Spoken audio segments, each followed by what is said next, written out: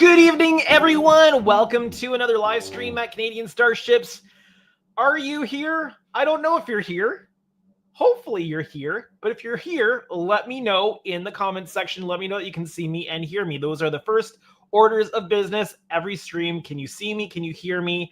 Yeah, let me know in the comment section below. Of course, I am here with my tea Earl Grey. Hot in the Picard tea Earl Grey hot cup. So Ken is here. Ken can see and hear me. That is awesome. Thank you, Ken, for letting me know. Tonight, as per every night for the next little while, we are continuing to do work on the 650 scale Enterprise D projects. You might be able to see behind me there. Oh, there. Some glowy red bits. Right there. Those are Buzzard collectors. I don't have those in a visible format at the moment for you because they're sitting back there doing their 24-hour burn in, but they are looking pretty good. I'll try to see if I can get those on camera for you tonight. But we are going to do some more lighting. So if you are here, let me know. Leave a comment so that I know that you are here. It's always nice to know who is here on the stream with me. So far we've got Ken. So far we've got Ken in the stream. I know there's got to be a few more people there because it says so up in a corner for me. Not that you can see that, but I can see that. So let me know you're here. What are we doing tonight? Going to be getting some LEDs ready to go.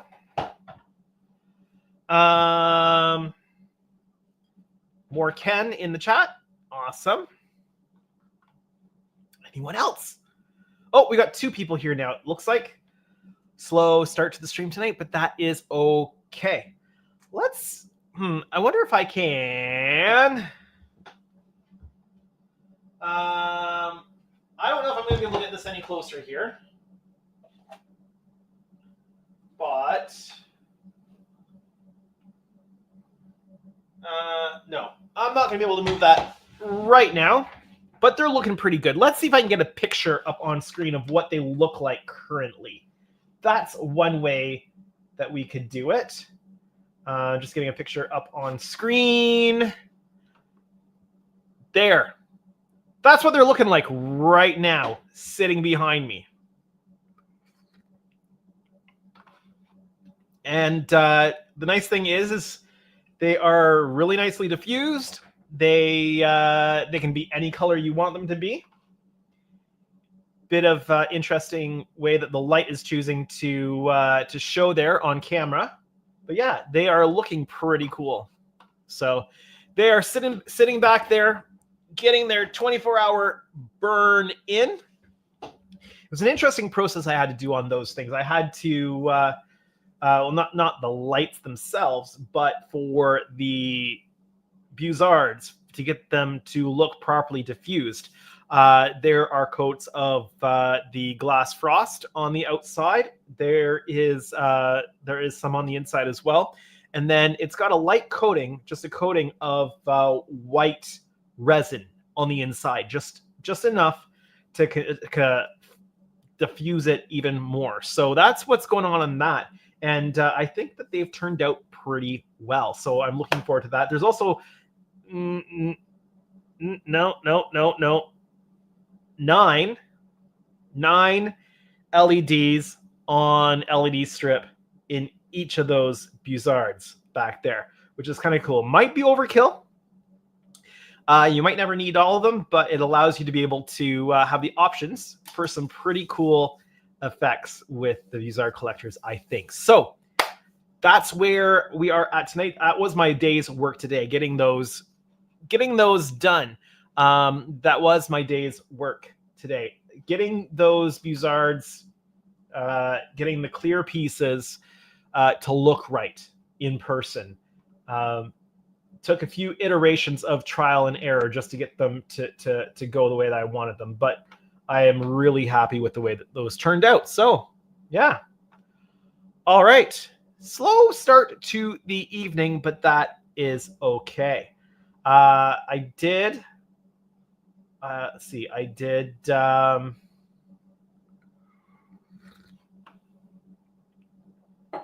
Oh, I didn't do this at the right place, I don't think. No, I did.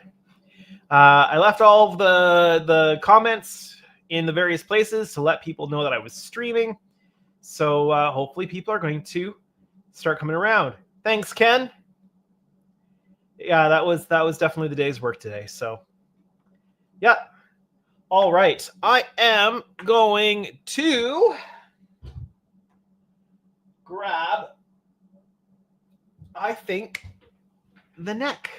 Am I going to grab the neck? No, I'm going to grab, actually, I'm curious to see how my camera up here handles the big ship so far.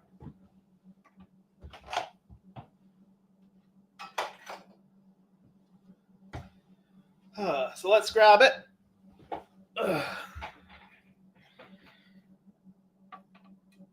And yeah, I'm going to have to do something in order to get it all in a frame. Give me one moment here. I need to make some adjustments to the camera. I need to preview it so I can see what I'm doing here.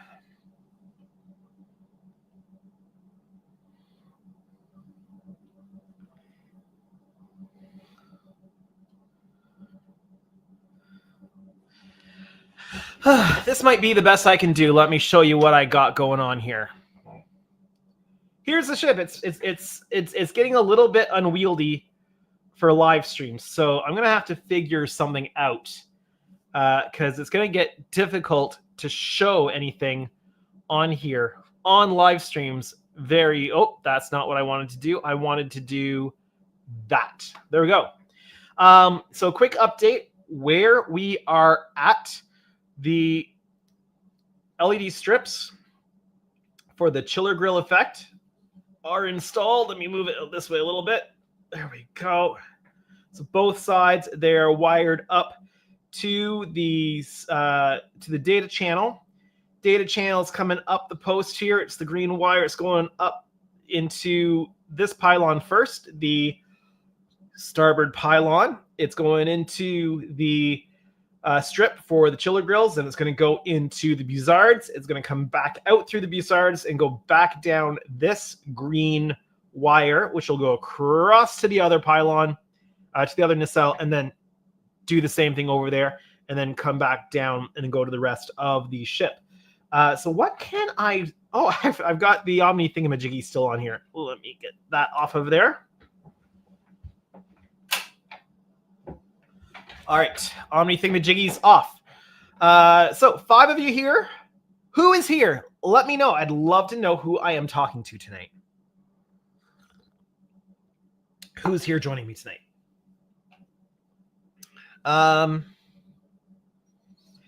Yeah, let's see.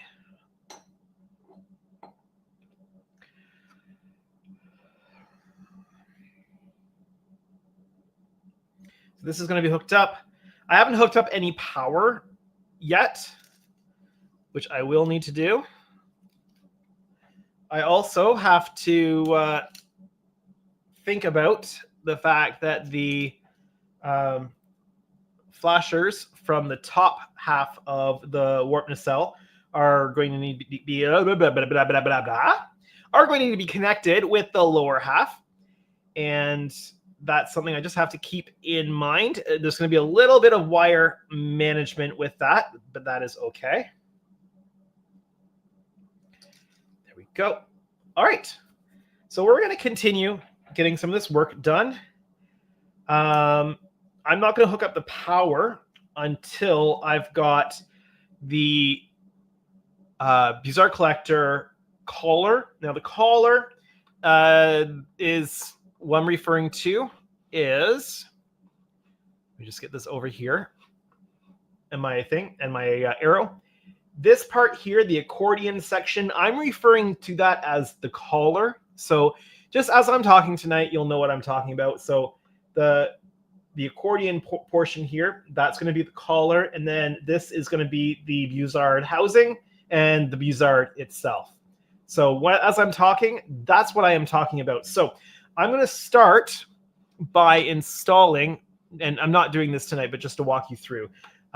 When I install, I'm going to install the collar on here first, and that's going to allow me to get top and bottom of the warp nacelles closed up, and then I'll be able to attach the Buzzard housing and the Buzzard itself to that once it's all closed up. And I'm probably going to install that after everything is painted, which seems a little bit weird considering I like to paint everything, but I can paint let me go back to my picture here.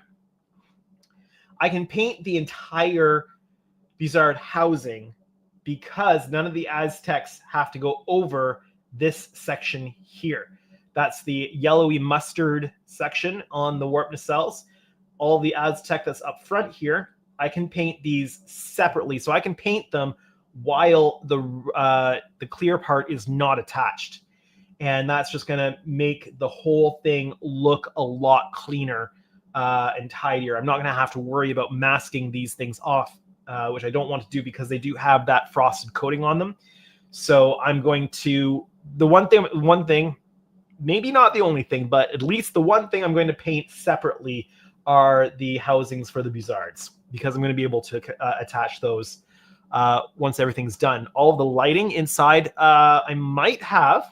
Give me one moment. You probably want to see what's going on inside the Buzzard. So let me just see if I've got a photo of what's going on inside. I should. Okay, I do. So this is what's going on inside. So what you're seeing here is the collar. And then I created a light blocking wall between the Buzzards and the... give me one moment. I need to... this. I need to grab my folder that I'm pulling these from to another screen so I can get those for you. Okay. So, as I was saying, this is the collar, that accordion collar, and I created a really, really secure light blocking wall between the Buzzards and the chiller grills. What I did was I poured resin in there.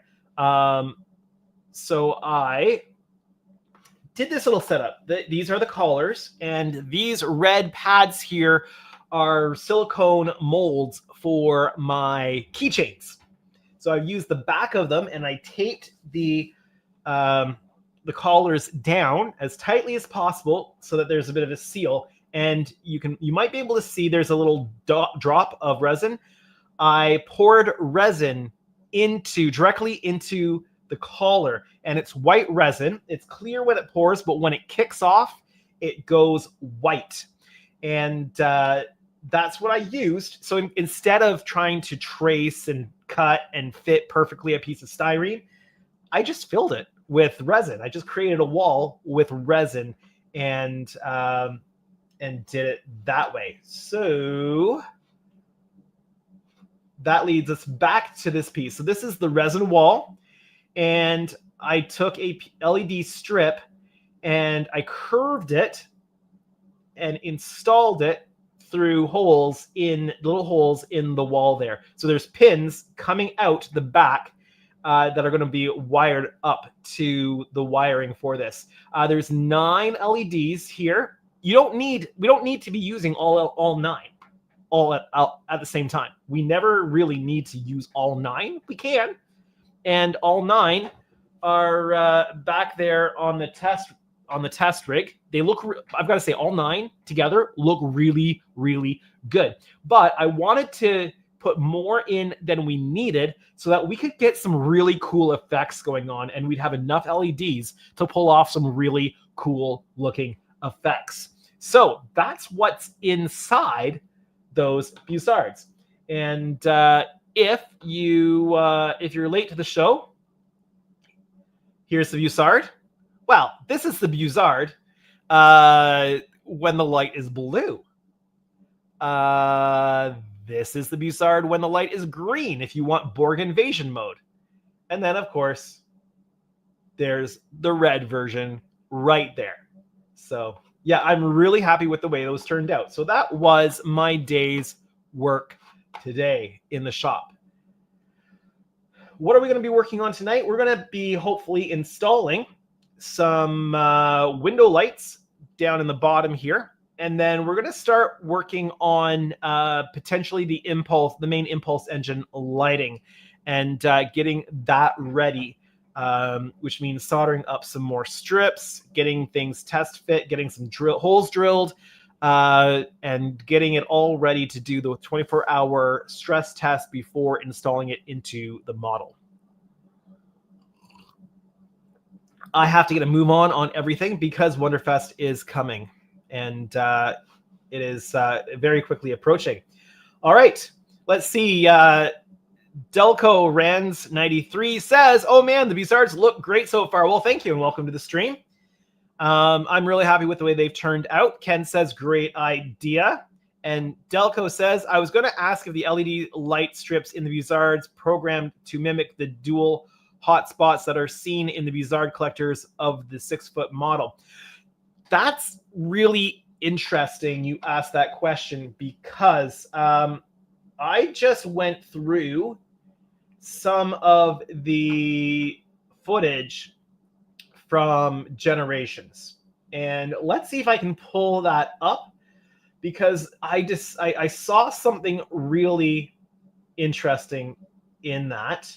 I'm going to pull this up and I'm going to show this, hopefully without audio. Come on, audio off. Let me find the right spot here. Because there's one shot that is very interesting. I'm just scrubbing through to find the spot. Here's the spot. Okay, I found the spot. So this is the spot in Generations that I found. And this is of the 6-foot model. Refit for the movie. And it creeps forward. You get a really good shot of the Bussard. And it honestly looks here. Let me just, my mouse is over here. Here, it really looks like they've just got one central LED in there. And I mean, this is the most close-up shot we've got of that. And it really looks like one central LED, which is weird. TNG, I always thought, you were seeing like the dual there. In Picard season 3, on the Syracuse engines, you see 3 in there. So there's no real consistency that I found in there. So yeah, you could program them just to have 2 LEDs in there. But with the diffusion, it would be a challenge for you to get 2 hotspots in there with the way that the diffusion works on those nacelles, on those Bussards. So, but I'm really happy with how they've turned out. One thing I do need to do before I get to anything else, and I will try to show this to you here. Actually, I'm gonna go big on face cam here. And nope, that is the wrong screen. It's just a service I provide. All right. I don't know if you can see there, but there's a little bit of a gap that's happened on the metal. I thought I had that locked down. Turns out I did not get enough of the quick weld on that, and it gave way. So we're going to take care of that first off tonight. Let me go back to this view here. Yeah. So while we chat, I'm going to take care of that first thing, and then we're going to move on to some other stuff. And by the way, Ken, if you feel like coming on to chat, feel free. You're always welcome.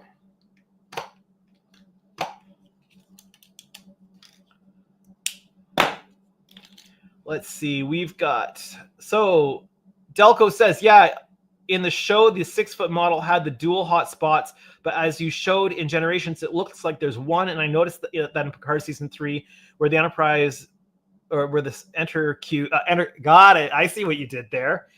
The Enter Q Bussard had 3. Yeah, there doesn't seem to be any sort of consistency, which makes it challenging for people wanting to build the models and wanting to make them as accurate as possible.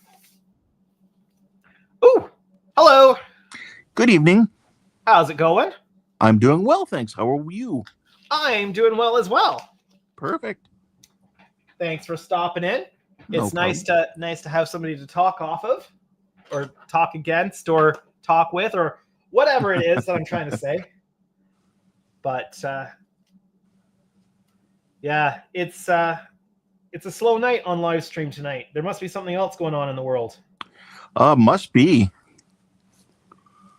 People have better things to do than to watch me work on a model, I guess, tonight. Oh, Devin Smith's here. He says, hey, Andrew, watching while trying to nail down the grays of the Galileo shuttlecraft. Oh, lovely. Now, I'm assuming that is the original series Galileo and not the Galileo from Star Trek V. Was it called the Galileo in Star Trek V as well? I think so. I believe it was. Yeah.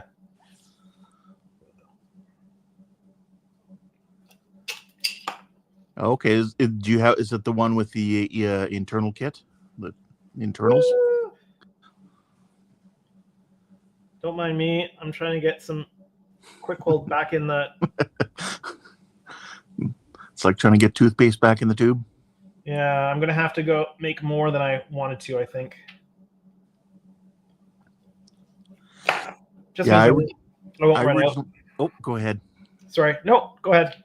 I was going to say, I originally bought that shuttlecraft kit before it had an interior, and then I had to buy the interior kit later.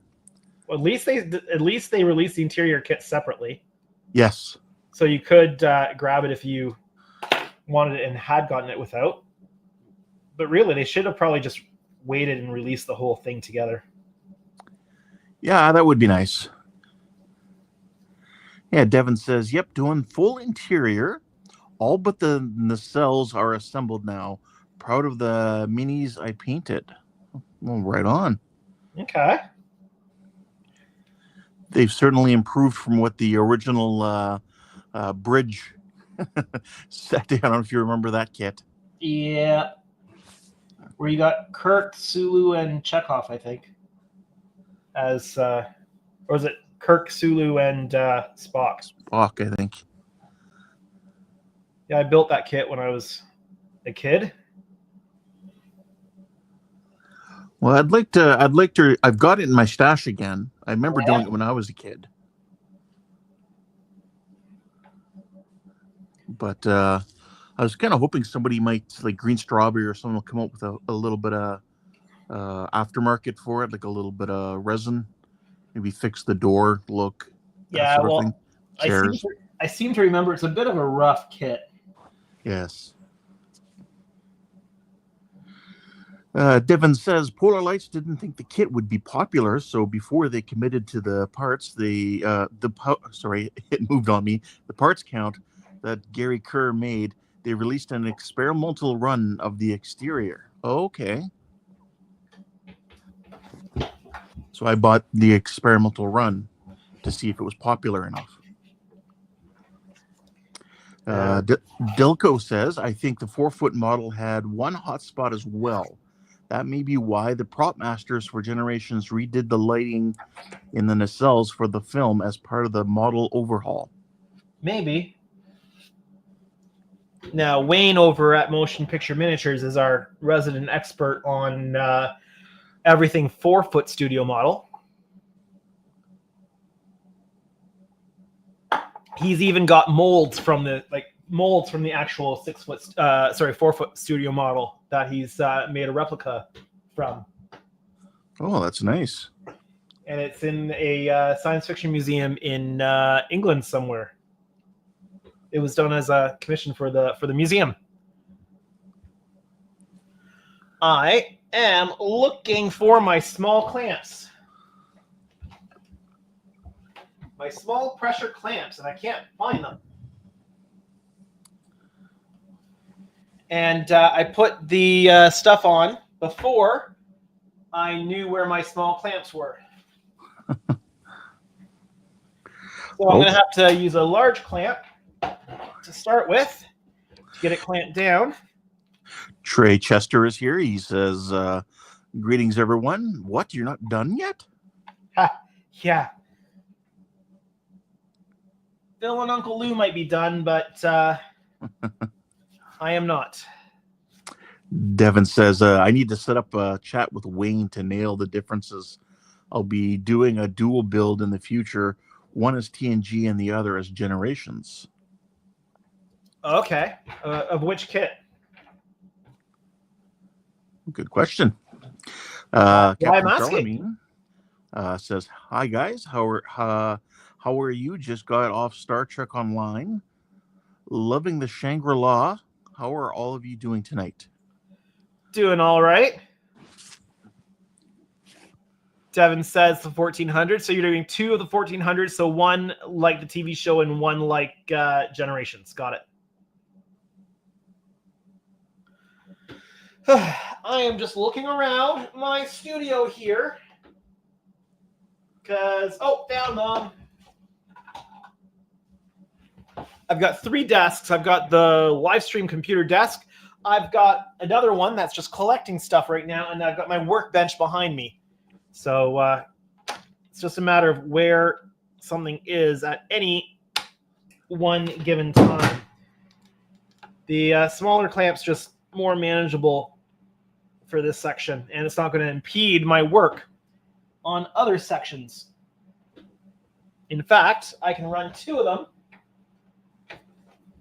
and not impede my work progress. Oh!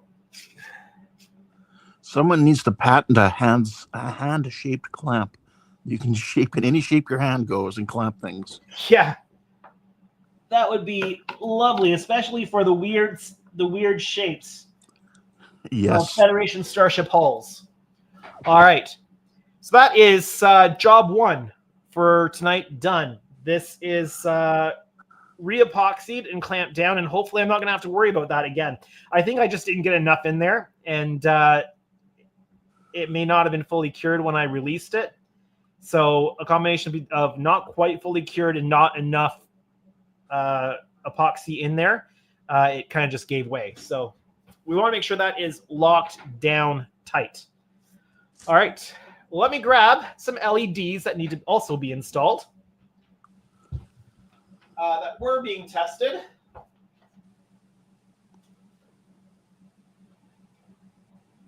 All right. Looks like I'm going to have to desolder these.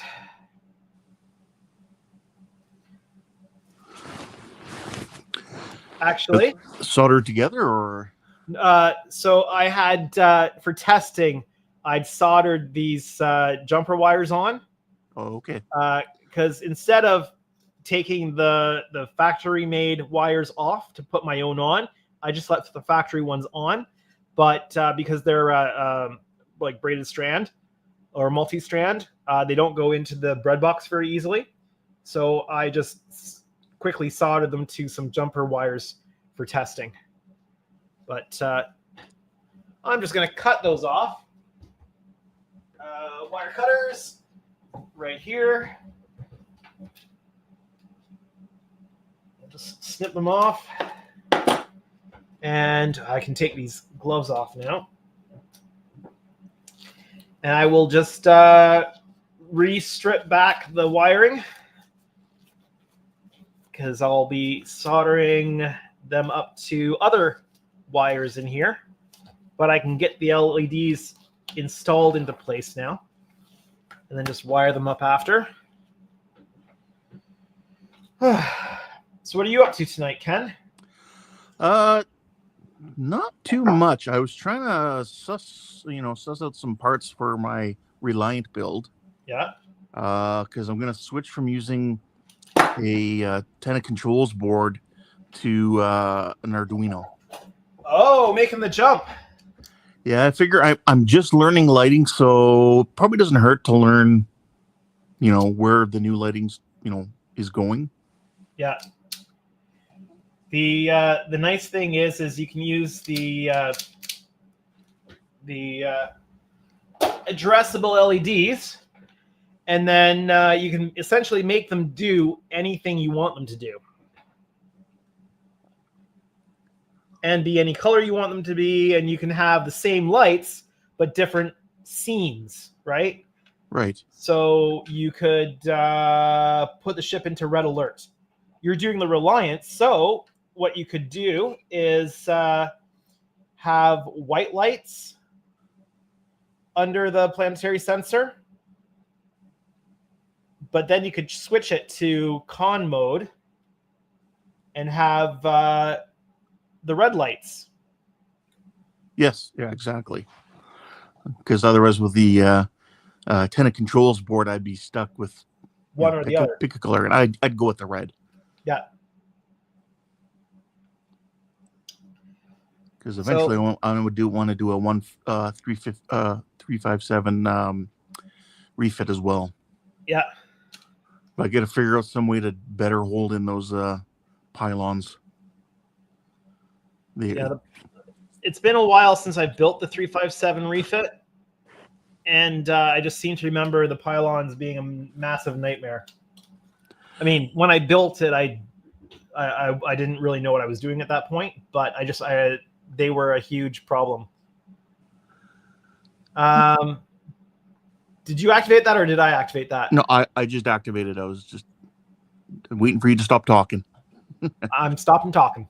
Okay. So Captain Charlemagne wants to know, what's the difference between a Tenna controls board and an Arduino for lighting? Well, big differences. The Tenna control boards are a traditional PCB setup that has hard programmed basically what it's going to do effects, and you cannot change them. So whatever Tenna controls has decided you're getting, you're going to see my head and my crown. I'll stick this down. And don't worry, I'm not relying on the adhesive on the back of the LEDs to lock these into place. These will get epoxied down into place, but the adhesive is great just for initial placement. So yeah, with the Tenna controls, it's kind of a traditional PCB board. Whatever they determine the effects are the effects. You can't change that. They're using standard old school LEDs. So whatever color LEDs you put in, that's the color. And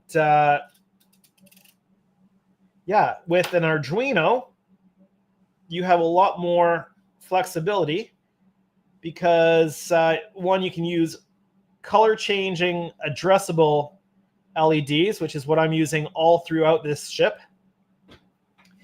And you don't have to decide what your programming is while you're building the ship. You just have to have all of the LEDs that are working and install, and you have to have your plan for what you want it to do. But you can build it, put all your LEDs in, and then once it's all closed up and attached to your Arduino, you can actually then dial in all of your effects that you want. So nothing is finally determined effects wise until you lock that, you dial that into your programming. Also, if you decide that you don't like the programming that you set up for your Arduino, you can go back in and redo the sketch and re-upload the sketch, and then you can make it do different things. So a lot more flexibility when you're using the Arduinos. Okay. Going back one question here, again from Captain Charlemagne, or Mike's comment. He said, I had to clean up my work area today. Help me find my clamps that I couldn't find, and more space from my 1350X caliber, NCC 1664 and 1400 USS hood, NCC 42269A. What class of ship is the hood in that case? I know it was at one point a Constitution class. And the hood in TNG was an Excelsior class. Yeah. But I don't know what the Excalibur is. Yeah, and I don't know what the hood's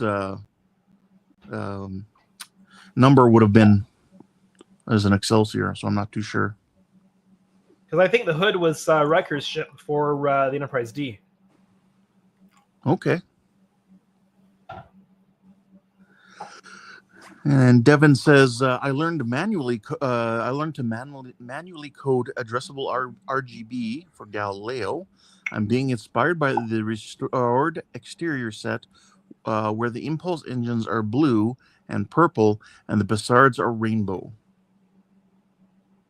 Okay. It's kind of nice when they've restore stuff like that.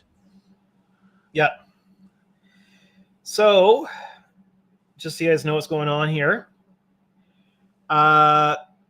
So, power and data are going into the window lights on this side, going around the front, through the LED on this, the LED strip on this side, and then just the data is coming out on this side because I'm not running power through everything. Power is going to be, everything's going to be powered separately, but the data line has to go through everything to be able to tell everything what to do, essentially. Charlemagne says it's she's going to be a Connie 3. She's my own ship, named in honor of the Excelsior Class 1 in DS9. There we go, which was NCC 42296. And that was the Excalibur? The hood. Correct. Data has to be series for it all to work.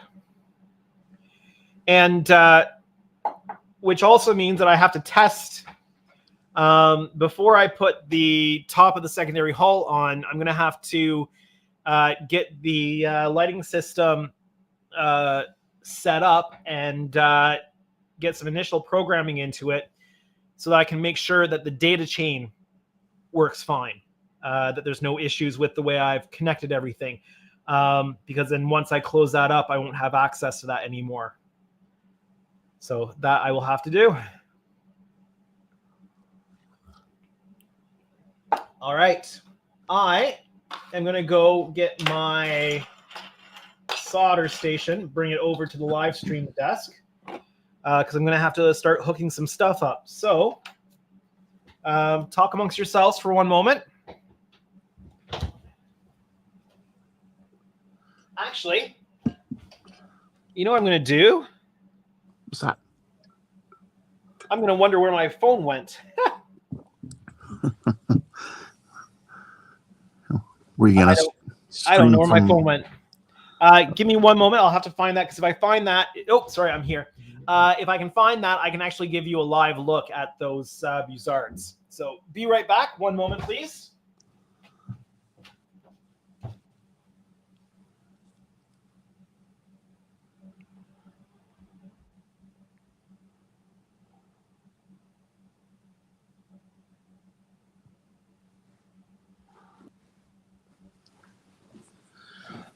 Well, that's a very good question, Devin. I'm new to lighting, so we'll see what Andrew says. What's that? So Devin's asking, what kind of power source will you be using? Addressable RGB sucks current, like its life depends on it. It's going to be running. It's going to be getting direct 5-volt from the USB. It's not going to be, the power will not be running through the Arduino or the Pi. The LEDs will be powered directly. Okay, Video Ninja. I just have to add my phone as a wireless camera.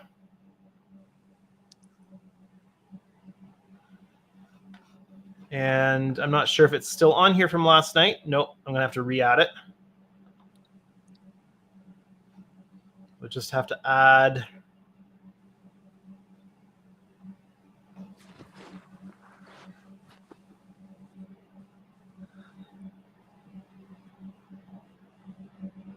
There we go.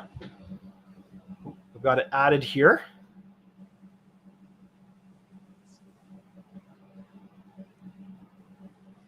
And over to it. Nice. So there they are. That's what they look like straight on. I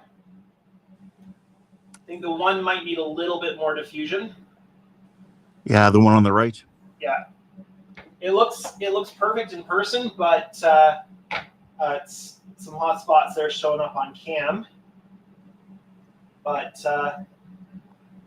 yeah, that's what it's looking like. That's where the wiring is coming through the other side.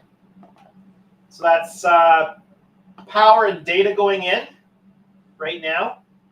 Right now I'm just running the same thing into each one. And that one pin there is where data will come back out. Now, I was going to ask you, I didn't type it out. How thick did you pour that resin wall in there? Just like a... I just eyeballed it. Okay. Just like, what, 3-4 millimeters thick or so? So probably something like that, yeah. Okay. So Captain Charlemagne is asking, is the lower voltage better for a lot of different effects you're going to have compared to 12 volt, or is that just your preference? 5-volt USB is a lot safer when it comes to not destroying your LEDs in your model. I had a client who the Tenant Controls board was running on 9 volts, and so all the lighting was set up for 9 volts, and they lost the 9-volt power supply I provided, and they decided to connect it to a 12-volt instead, and then proceeded to leave it running for hours and hours and hours on end, and they ended up burning out all the lighting, or a bunch of the lighting anyway. That's unfortunate. Yeah.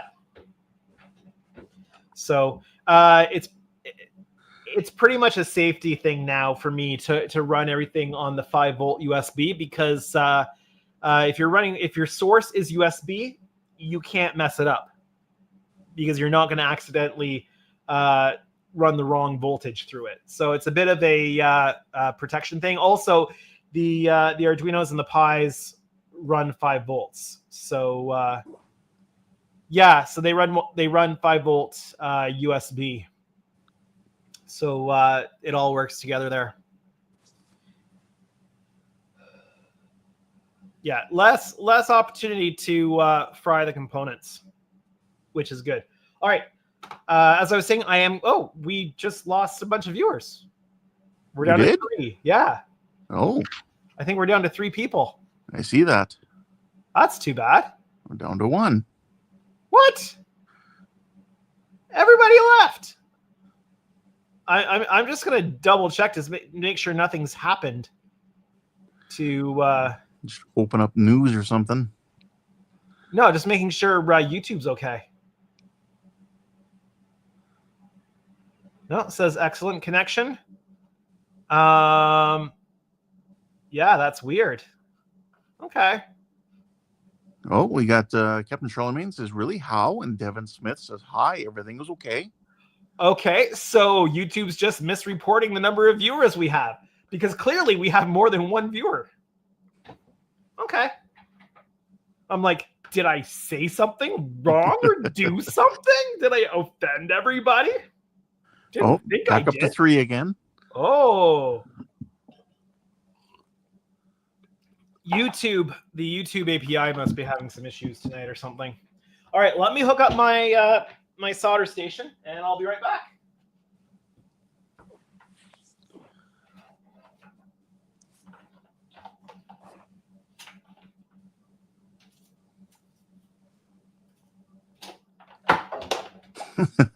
Devin says, "How dare you speak of 5 volts?"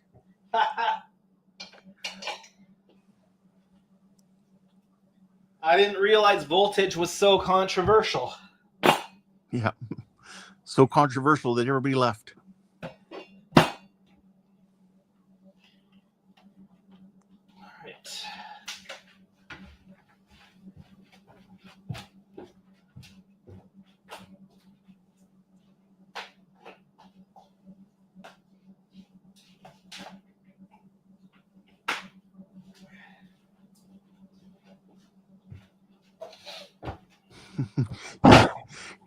Captain Charlemagne says it can't be the techno talk. You always talk techno babble. The techno talk, huh? Back up to 4. Yeah. So I don't know. Who knows what's going on? All right. I was going to say something. I don't remember what it was. Oh, I think. Oh, I'm not plugged in.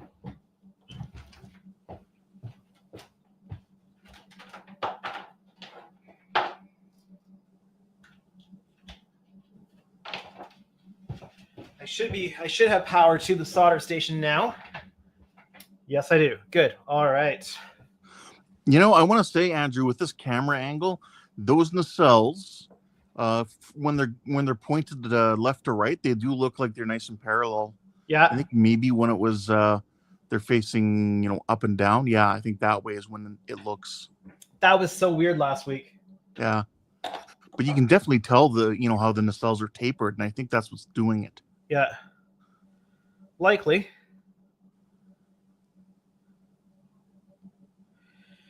I think I'm going to have to invest in a new solder station here soon. My solder station, or at least my wand, this thing, whatever you call it, it's not heating evenly to the tip anymore. Do you need a replacement tip? I've replaced the tip. Hmm. And even with the new tip, it's giving me issues. So I think it's possibly on its last legs. Well, how long have you had it for? As long as I've had my YouTube channel. So however long that's been now. Probably, I don't know, I can probably find out here. When was my first video?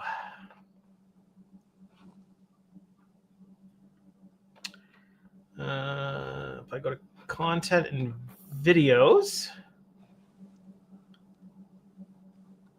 2018. Okay. And it sees a lot of use, so. Yeah, so I've had it since at least 2018. So Captain Charlemagne is asking, so you need a new wand or you need the whole solder? Well, the problem is that it's hard now to get components for this particular solder station. Just even finding the pencil tip was a real challenge. Well, and you hate to finally track down a wand and then find out the wand wasn't the problem; it was the station itself. Yeah. So, because of the trouble getting parts for this station, I think I'm going to have to replace the whole thing.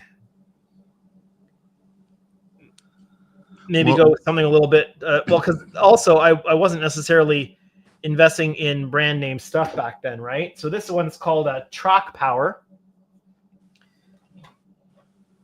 Let me see if I can show you here. This is what it is. So it might be time to upgrade. Here we go. Devin says he switched to a Fantic wireless iron.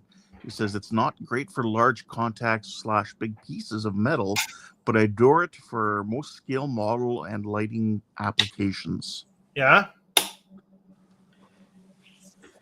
I might need to move this and then run this. Oh, flip this around. Yeah, and like Captain Charlemagne says, he says at least it gave you some good use. It did give me some good use, yes. And I'm also having to use the bigger solder right now because it seems to be working better with this wand right now. And I'm having to run the temperature a little hotter than I normally do. Well, yeah, it may not, like you said, it may not be reaching the desired temperature you actually have it set for.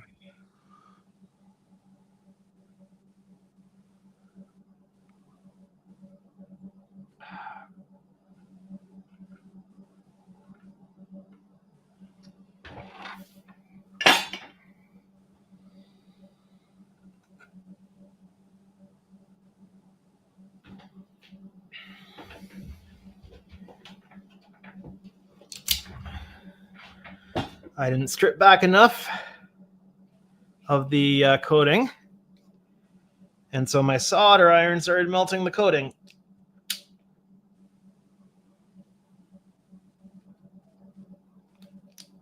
Now, do you need to put shrink tube on there somewhere? Yeah, I've already got it here. Thank you for the shrink tube reminder. I do have it on there. Perfect.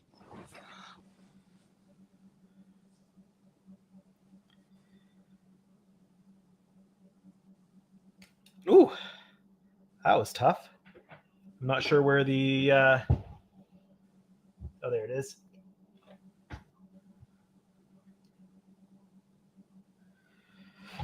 Just a little piece of the sheath that fell down in. And then the Omni thingamadoohickeys, I'm mounting directly onto the metal armature. And for those of you who are wondering, that's a OmniFixo soldering station. They come with a plate and then 4 little sets of hands that you can use to magnetically move it around on that plate. But here Andrew has steel, so he can use it there. Works quite nicely that way. Well, it's convenient for this work because I'm working on short pieces close up. And allows me to not have to let the wires dangle on their own. So it says we're back up to 6 viewers. Yay. Hey, there we go.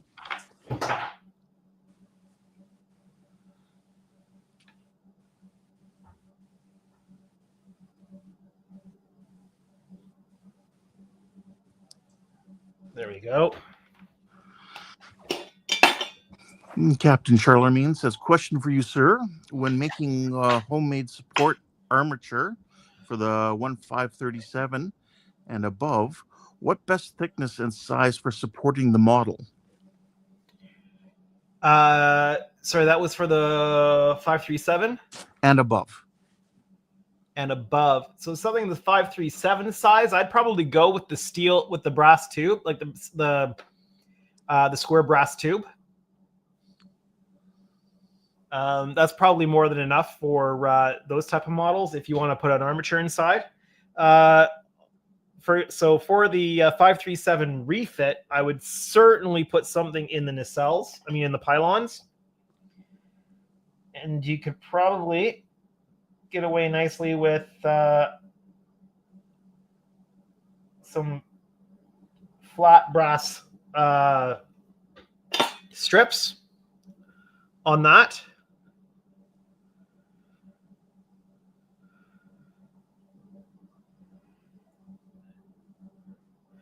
But you'd have to play around with it and see what would work best for you on that.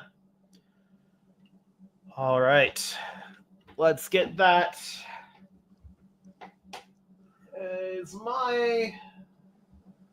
No.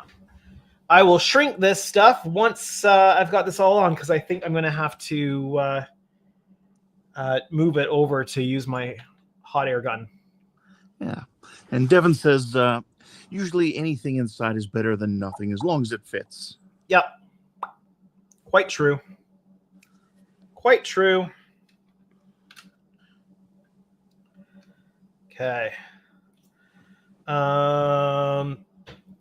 So that is data hooked up to the LED lights here. So the data is coming from the pylons on this green wire. Oh, my hand is in the way. From the pylons on this green wire, coming out of the bussards down and to the next set of lighting, which is this window lighting here. I also have to keep track of how many lights are on each thing that I'm putting in here, because that will determine the LED number in sequence for addressing the effects. Captain Shalmang says, true, Devin, just needing an idea for when I do the Marshall Models Enterprise B, since it has some weight to all the pieces. Oh, okay, that's different. That's different. The Marshall Models Enterprise B, you're going to want to go something heavier duty than that. And the best person to talk to about that is going to be Hagen Miller. Contact Hagen on Facebook, see what he's using, because he is building that model. And I'm not sure how big the 537 would be for the Excelsior / Enterprise B, but that is a resin and like a resin fiberglass kit, and that's going to have some weight to it. So you're probably going to want something more substantial for that. What that is, it's hard to say without having my hands on the kit and kind of working it through. All right. Well, that's why it's always great when people like you do, showing how you've done it and what you used.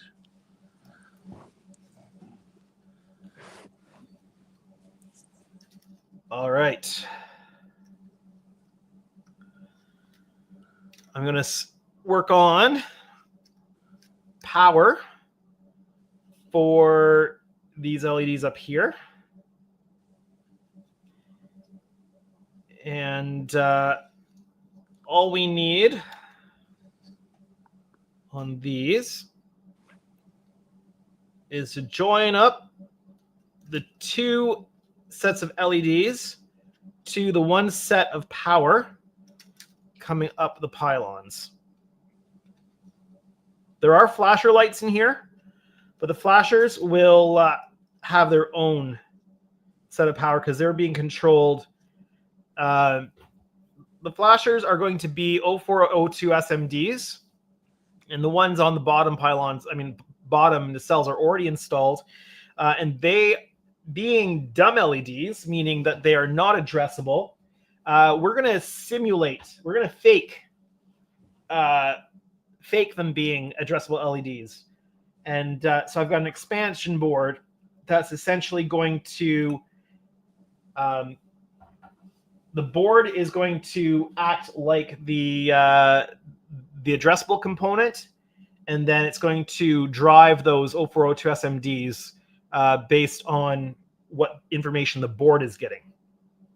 So I'm not sure if that makes any sense, but we're going to be able to control the 0402 SMDs just as if they were addressable LEDs, minus color change. They won't color change, but we can make them flash and come on with a startup sequence and all that kind of fun stuff. Oh, that'll be nice. Devin says, resin cast stuff tends to be nasty long term. Resin printed is a little better, but not by much. Yeah, well, the the reason why I went through the terrible effort of putting this steel piece into the pylons was because I don't trust this material on the long term, because we don't have enough data on it yet as far as how it's going to survive. So I don't want to risk it not lasting for the long term. And compared to something like the Excelsior class ships, this Galaxy class, I find the nacelles, for the amount of length that they have quite a bit of support length underneath them, compared to like the pylon connection point on an Excelsior. It's a small area, whereas on the Galaxy it's a much larger area. Yeah. Well, fortunately, the kits were that I've got, you're getting, the pylons are, well, at least the bottom half of the pylons are metal printed. So that's going to give some good support. Yes.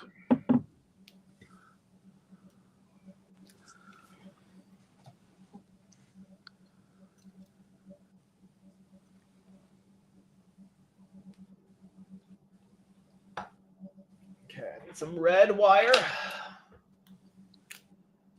I probably waste a good chunk of wiring off my spools because I always start with more than I'm ever going to need. Yep. And trim it all down. Because I don't want to run into a situation where I don't have enough ready to go. All right, so I'm going to physically connect these together first.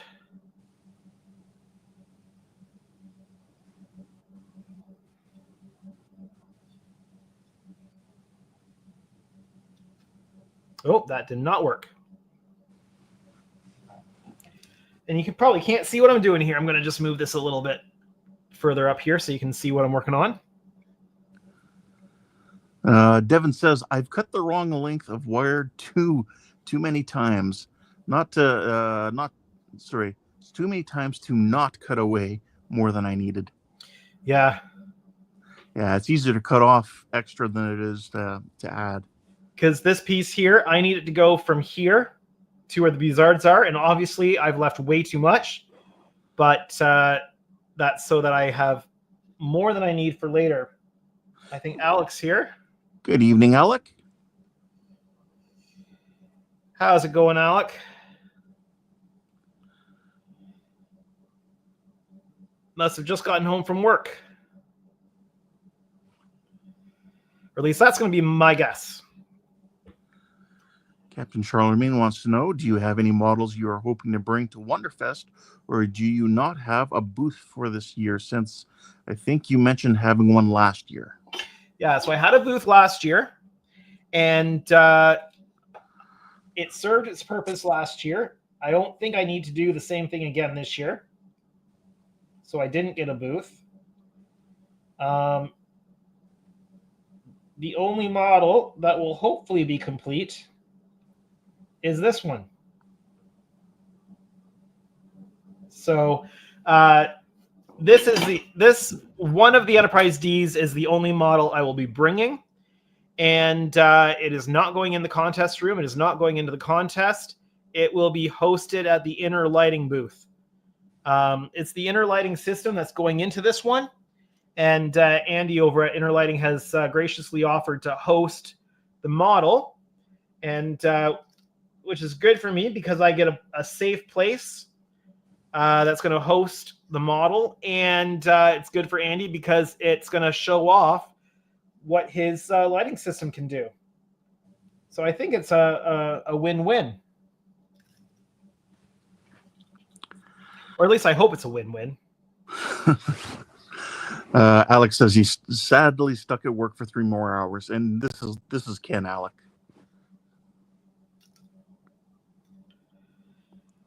Yeah. Ken's joined me to give me somebody to talk to while I do this. And I mean, it's great talking to you guys on chat, but it's really nice to have somebody to verbally chat with. Makes a huge difference. All right. So just to clarify what I've done here, we've got power coming up from the pylons into the nacelle. The LED strip for the chillers is connected to it here, and then it's going to connect to the strip of LEDs in the Buzzards up front here, and this blue wire up here is also going to connect, and that's going to be for the data. I'm just going to do the exact same thing here now for the negative side of the power, the ground side, and connect that all up. When it comes time to put the Buzzards on, I'm going to be I'm only going to put the collar on. So just to recap, because we've got more people here than were here earlier when I showed this off.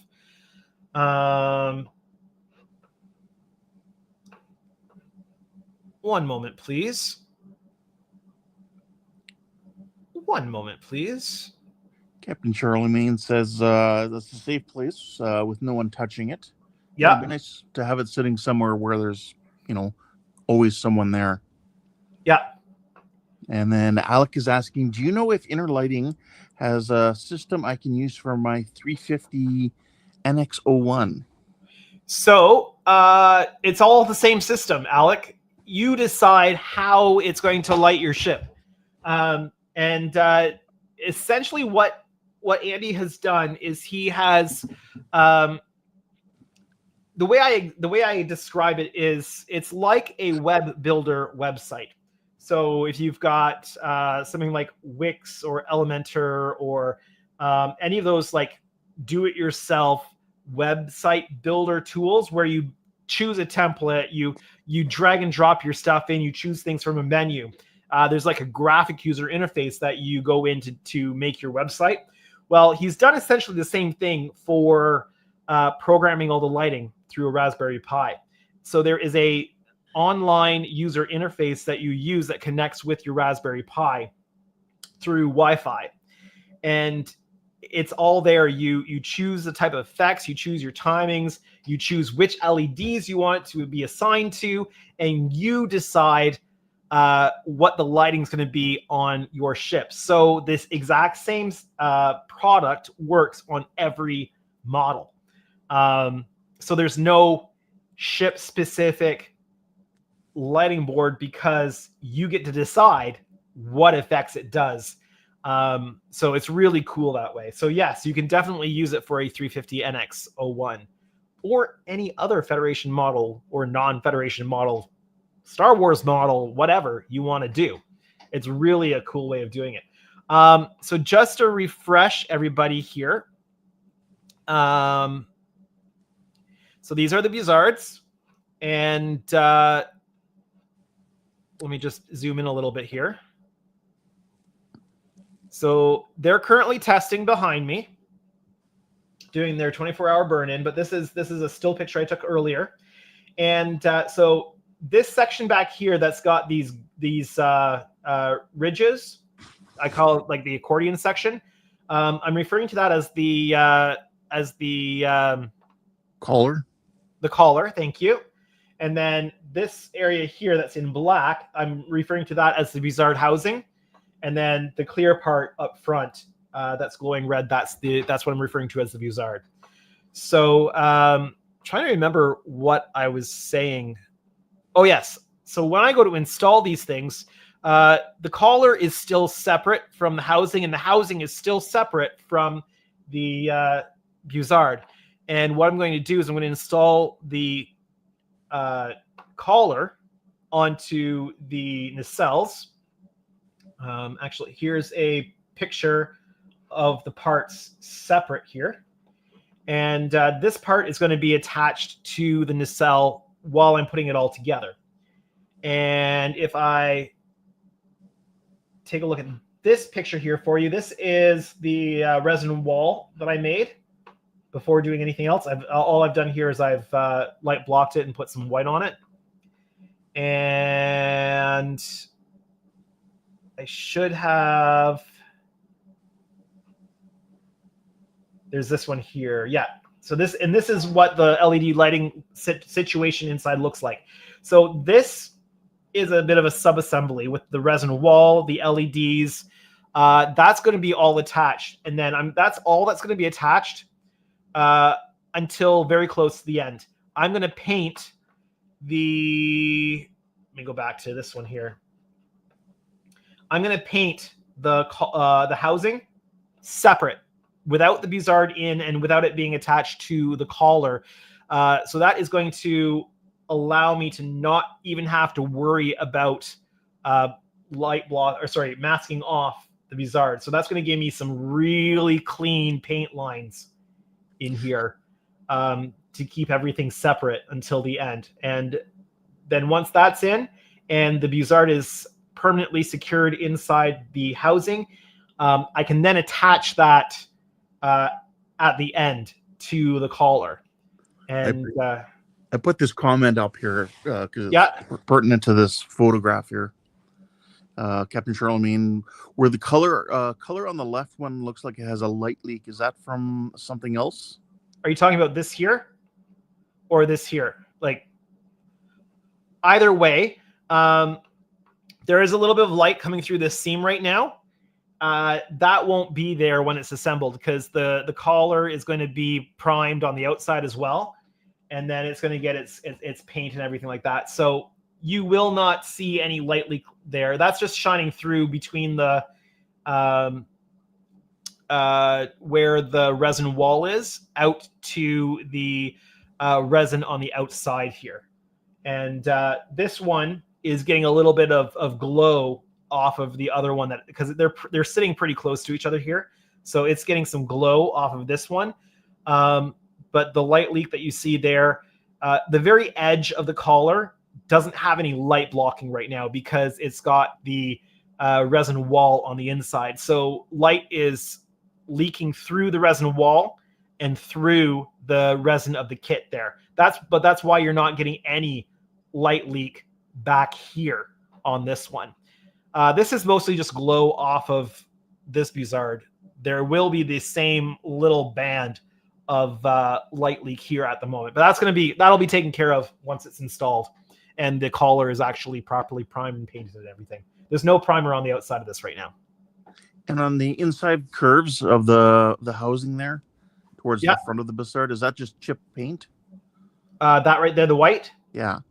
That's a little bit of the white primer that just got in there. So I've just got to clean that off. So the whole thing on the housing, it was black primed inside and out. And then once that dried, I just put white on the inside just to help reflect the light a little bit more. Some of that got in underneath the tape I was masking it with, but I'll just clean that up. So that's not a big deal. Devin Smith says, Andrew, you should pull up a small circular array that Scale Electronics has for the system. Something like that would be perfect for Jacoby / Alex NX Bizards. I'm unfamiliar with that particular piece, but if it's similar to other stuff I've seen out there where it's like a round PCB with the LEDs inside of it, they're probably not addressable, and they're probably just working on power on and off from a control board, I would guess. You could essentially set up the exact same thing using addressable LEDs and just choosing how that goes on a chaser. But I'd have to look at the product you're talking about to really know. I'm not familiar with Scaletronics. Oh, they're addressable, he says. Did he say Scale Electronics? Yeah. Well, Scale Electronics. Well, Scale Electronics is Inner Lighting. Okay. Scale Electronics is the website name for the Inner Lighting system. Yeah, he says they are addressable. Yeah, they're sold by Scaletronics. Use them with his E. Okay, so that must be something Andy's got specifically designed to work with his setup. So yeah, sure. I'm just not familiar with that particular component.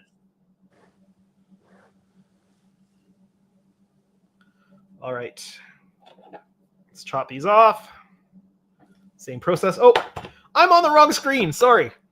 Oh, and in case anybody missed this earlier, before I actually put this back, here's what the Buzard would look like if it was blue. Again, one of the benefits of the addressable LEDs, you can just change the color. And then this next one kind of comes off a little bit blue, but you can see the coloring on the mat underneath. It's definitely green. It looks much more green in person. And the light leak. Yeah, and the light leak. So that's that would be for Borg invasion mode. You can turn every light in this thing green if you want to, as if it's been assimilated by the Borg. So I'm sure this thing will get a Borg assimilation mode in the kind of as an Easter egg in the programming, for sure. All right, let's go back to this view and what I'm doing. I'm basically just going to reproduce what I did on the positive side of the power.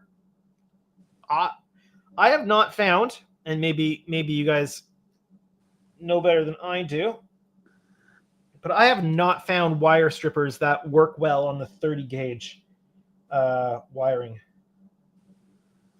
Yeah, I'm it's using my side cutters. Yep. But I stumbled across a great way of stripping the really, really, really fine wire that comes on the 0402 SMDs, and it's just with my hobby knife, with my number 11 blade. You have to be careful, but if you're careful, you can strip it really nicely with the nice number 11 blade. So that's going to save me some hassles. I don't know if that's a question or a statement, Captain Charlemagne. He says Borg simulated D. Yeah. You can do it. I mean, you could have it in disco party mode too if you really want.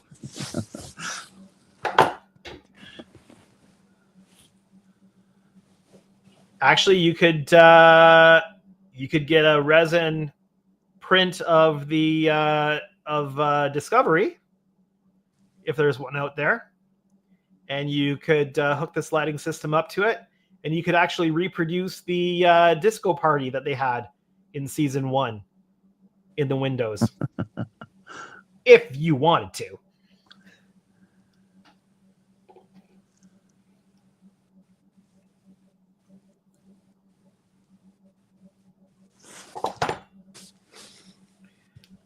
Discovery was not my favorite ship for that era. I think the ship would have been much better had it not been in the era it was originally placed in. Did you enjoy the Orville? Yeah, I know. Donnie is printing one and building one, which is cool. I'd love to do a decent sized kit of the Orville at some point. What I really want to do, but there aren't any commercial kits, and I don't know that there are any garage kits either, is some of the Stargate ships. Oh, yes. There's some of those people who do the styrene model building, where they from scratch use sheet styrene. Yeah. For some of those boxier Stargate ships, that would work. Some of the Earth ones. Yeah, I'd love to have a really good kit of the Daedalus. Yeah, Captain Charlemagne says, funny. As soon as you said disco, started making me think of Discovery Strange New World style Enterprise D. Yeah, not sure what that would look like.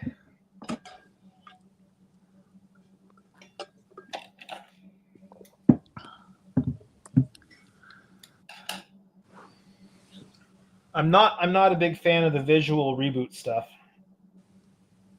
My personal opinion is that Star Trek is a period piece, just like Downton Abbey is a period piece and whatever, and that it should really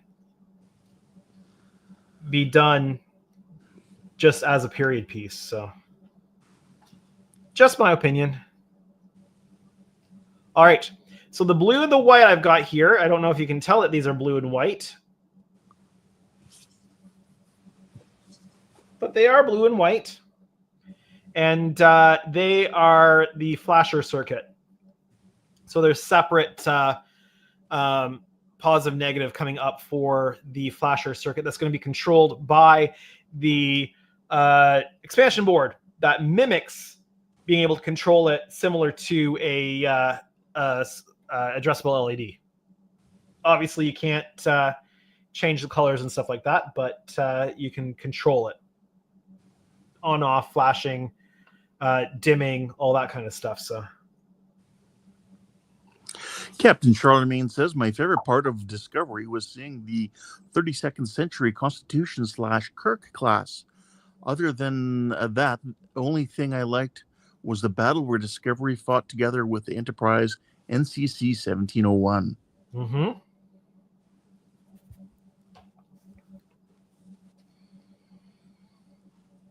All right.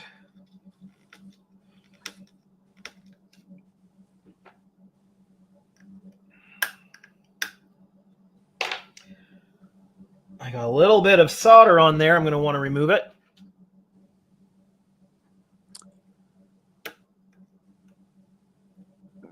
There we go. Got it. Does it semi kind of melt into the resin a little bit? It can bond quite securely to it, it seems. Okay. Don't really want it to. I just was asking because I saw you using pliers, so. Yeah. All right. I will have to extend the data out wire, it would seem. So that is good to know because it doesn't quite reach the Buzzard. And the data chain is going to be going out the Buzzard and back down and across to the other side. I'm going to flip this around. I'm going to do what I just did, but on the other side. So Captain Charlemagne is asking, so does anyone know if it's true that Strange New Worlds is getting a new season? Likely. I'm pretty sure. Well, they've filmed season 3. They just haven't aired season 3, and I'm pretty sure I saw that they're back now filming season 4. Well, there we go. I could ask my friend because his dad is Anson Mount's stand-in. Nice. Because they just filmed down the road. Well, 2.5 hours down the road, but down the road. In Toronto. Devin says, yeah, season 3 releases this year, and they started filming 4. Darn, I can't type fast enough. I have the advantage of not having to type. I can talk.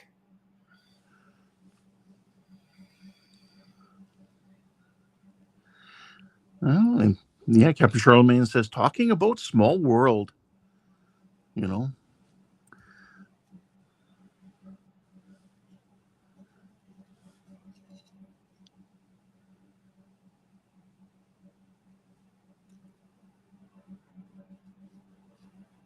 Go. You ever thought about applying to try and be an extra in an episode? I mean, I'd love to be on set and see the sets and all that kind of stuff. I'd love to be in a Star Trek at some point, but the time requirement to do that when you've got young kids is challenging. Yes. So. Hello, Ian. Ian is waiting for a tornado. Yes, I heard you talking about the tornado warnings. Waiting for a tornado? Maybe that's Yeah. why there's a few people on tonight. They're all waiting for tornadoes. Is it just Ian's area that's under a tornado watch, or is it like a more widespread type of thing? We'll see I don't what know how Ian these things says. work. I'm sure it's a large area around him. I don't know about other states or whatnot.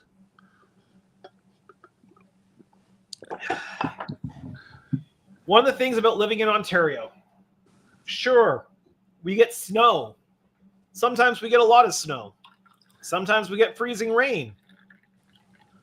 No hurricanes, no, very few tornadoes, no earthquakes, nothing like that. Yes. We don't even get the floods you guys get, because you guys get flooded, right? Yes, we do. I was here in '97 for the enormous floods here, fighting that with the military. Trying to pull the recesses in my mind. Is that the Red River? Yes. Yes. When I was here, we had to put a dike so high up that it was taller than the streetlights. Yeah. Until the water was recessing. After a while, you could finally see the tops of them. Same with houses. Yeah. So is that that's specifically the area, the lower lying areas near the river, right? Yes, and it runs right through the city of Winnipeg. Yeah.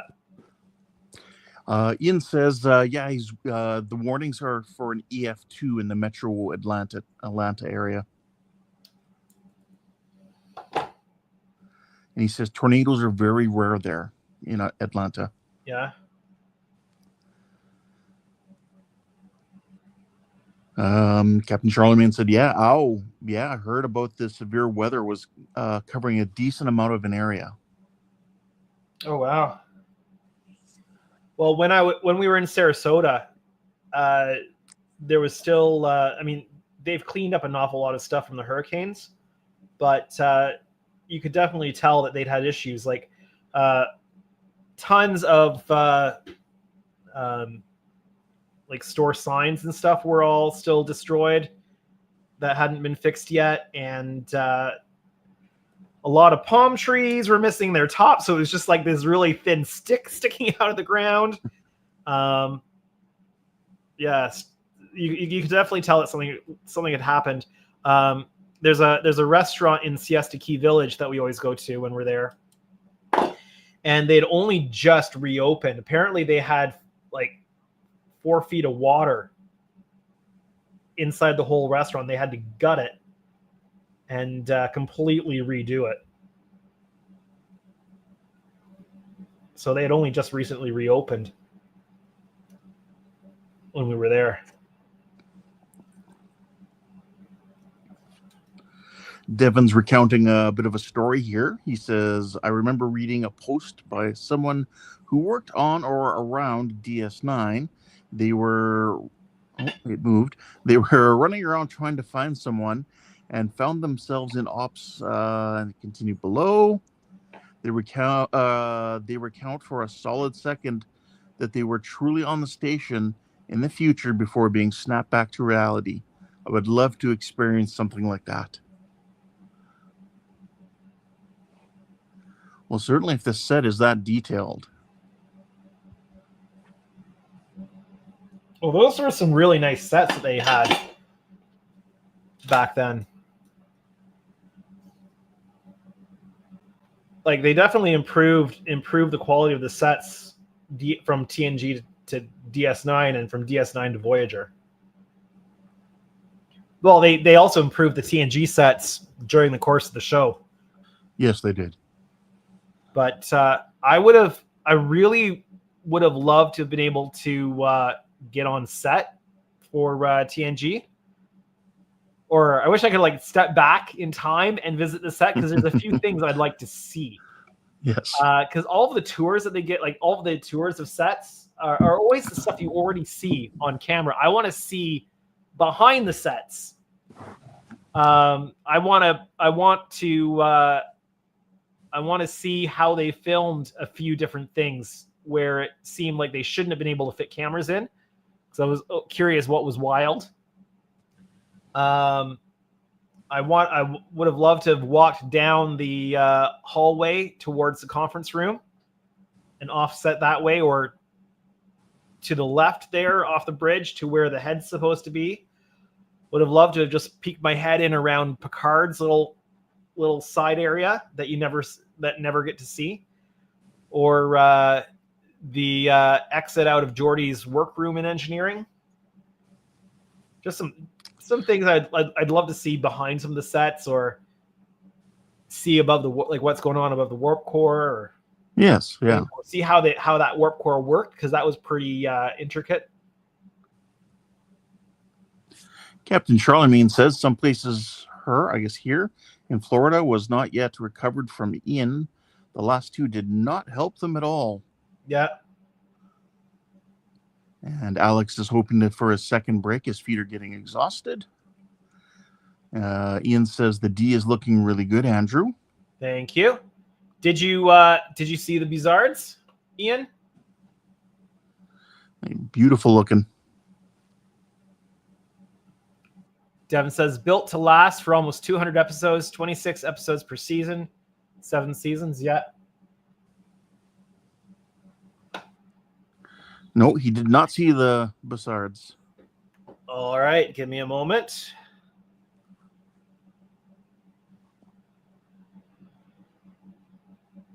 Just going to handheld wireless again.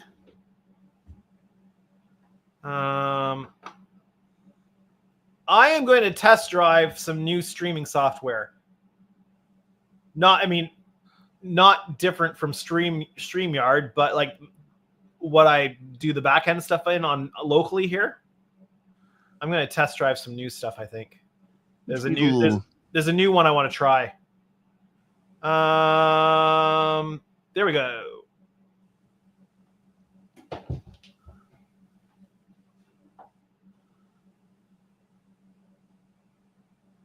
Yeah, they are looking great, but you are right though, that one on the right does need a little bit more diffusing. Yeah, I didn't give it its second go of the diffuser on the outside after I put the resin on the inside, like the thin coat of resin. So I think it just needs its outside spray again. Yeah, Ian says those look amazing. And Ian is also staying up tonight on Stormwatch. Well, be safe, Ian. I hope things turn out for the best. There's the resin wall. I poured, so instead of using like trying to cut a piece of styrene to block it, the red from the blue, I just poured some resin in there. Perfect fit every time.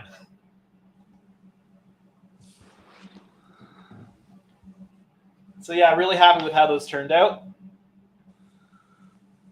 And Captain Charlemagne says those Bizards do not get old to see. They are impressive to see every time, coming from someone with no experience with intricate lighting. And Ian says, fingers crossed, Ken. Yeah, hopefully you're just staying up for no reason.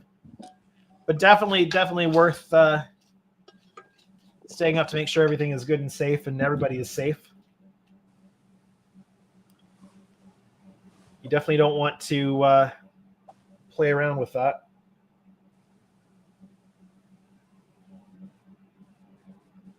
I don't think that's the right size shrink tube I'm putting on there. Better get a fresh piece. But here's my.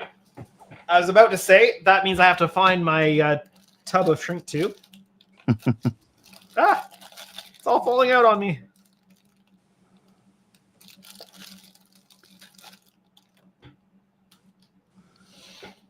Ian's hoping that buying his generator is Murphy's Law and they won't lose power. Yeah. Hey, look at that. It says we're back down to 2 viewers, and I know we have more than 2 viewers here.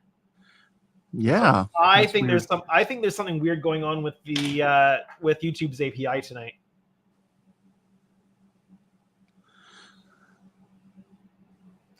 Not communicating with its own studio or outside, like third parties properly.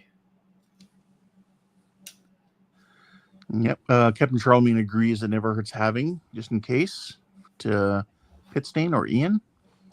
Devin says, no, Andrew, I'm not here. Yeah. And Ian says, now there's 4. Yeah, very weird. Very strange.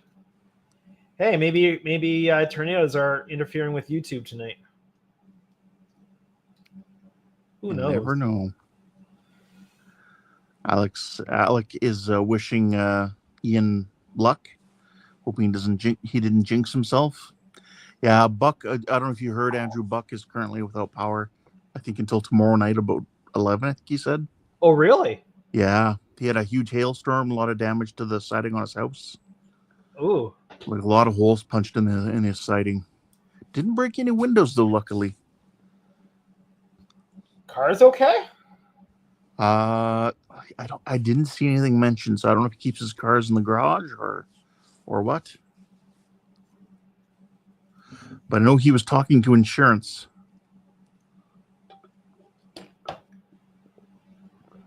That is never a fun endeavor. No.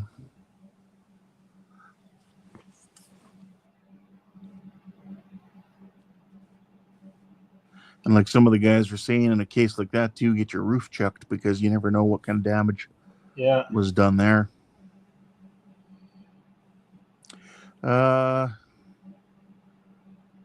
Let's see. Ian says Buck has 1 car, and I assume it was in the garage. Oh my God. Okay, the comment moved, and I just banned. I banned Ian. Oh no. I think that actually technically just puts him in timeout. I apologize, Ian. How do we fix that? I'm not too sure. Let me see here.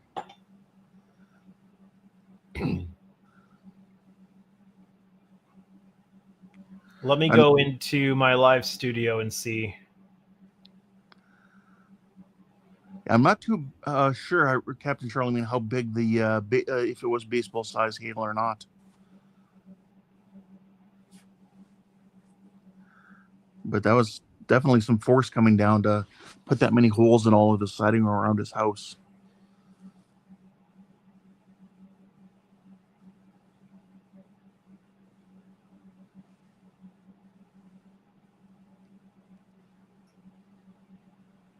One moment. I'm just trying to see if I can figure out how to.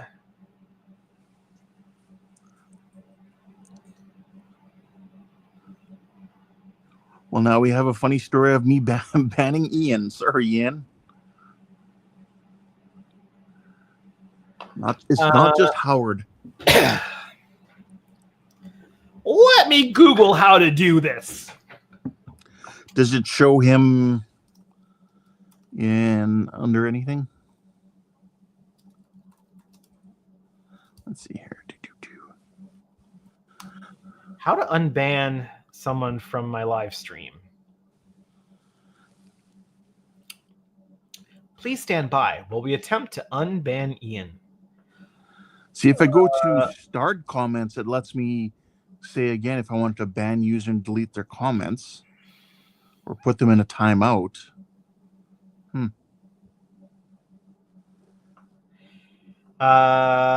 Go to. I have to go to the channel name. Let's see. Yes, Captain Charlemagne. Yes, it was not on purpose. Yes. Devin says that was weird. I had some quarter-size hail here in Washington State for about 6 seconds. It's a rare occurrence for Central Washington.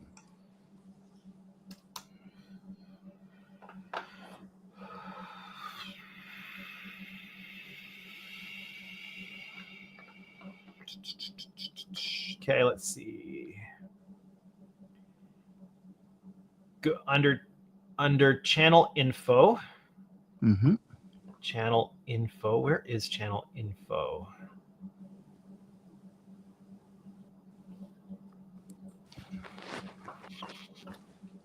It says under channel info, there's a flag. click on it to unblock.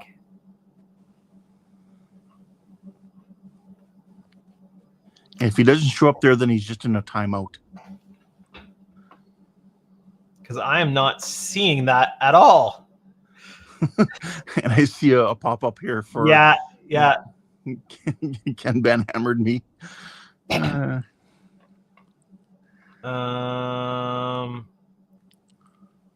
am not finding it. Yeah, he might be because I think another time it told me the same message, but I think it was just a 5-minute. I think that was on Eric. 5-minute timeout. See here, under Ian's channel info, says Devin.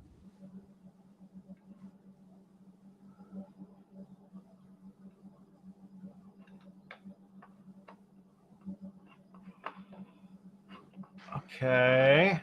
Captain Charlemagne says weather in the U.S. is all over the place so far this year. It seems especially in its severity. Yeah.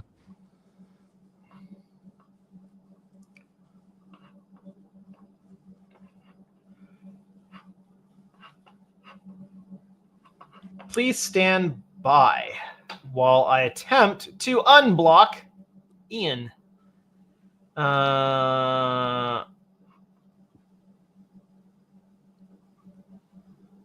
Okay, community.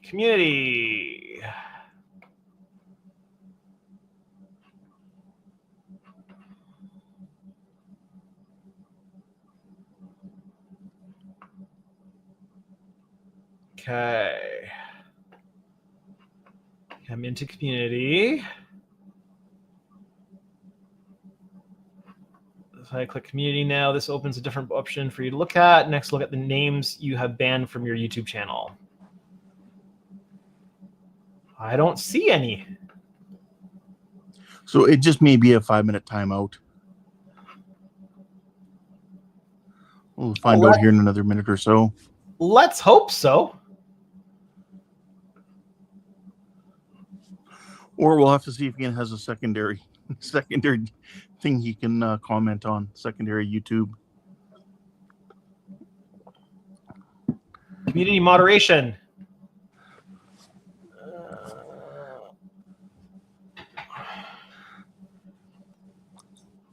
I don't see anybody listed in here, so we'll have to give it a little bit of time and just see. Yeah, I'll give it a few minutes here and we'll see. All right. Sorry about that, Ian.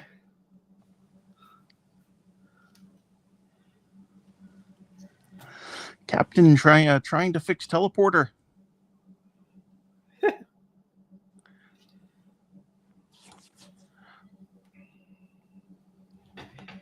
All right, well, while we wait to see if he's able to get back in here. Actually, should probably send him a message on Discord just saying try again here in a little bit. Yeah.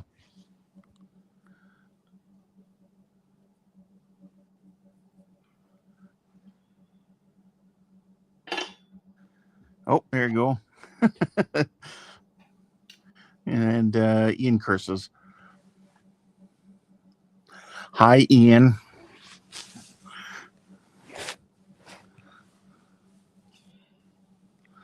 Ian, do you know how to unban you?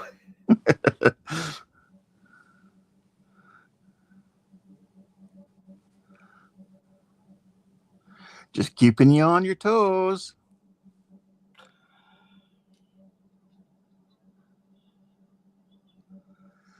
I was shopping on Walmart online today, and I saw that they actually carried model kits. So I was looking. It's a lot of old stuff, but I saw an AMT. Canada? Yeah. Walmart Canada? Yep. Huh. Yeah, that's where I get my groceries from, just on the app. And yeah, no, I saw that. I was tempted to get it. I think it was my first model kit ever. Was the AMT 1957 Bel Air. AKA Fresh Prince of? You know, that when people say 57 Chev, that's what they're talking about. Yeah. A 1957 Chev Bel Air. So not the Fresh Prince of version. No.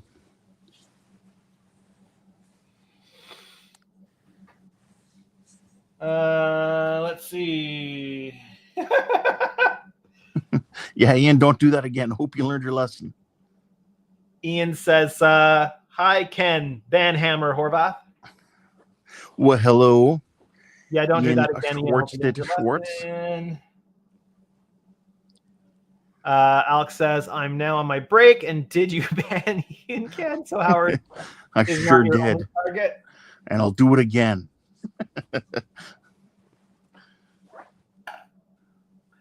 Well, that is the downside to doing this on my iPad. Yeah. Because I don't have a mouse. At least nobody's ended my stream. Yes, that's way up in the corner in red. I don't click anywhere near that.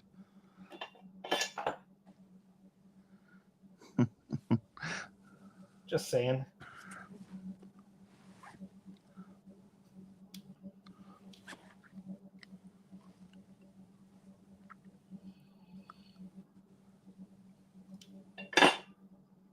Yeah, I think I'm gonna have to invest in a new solder station here.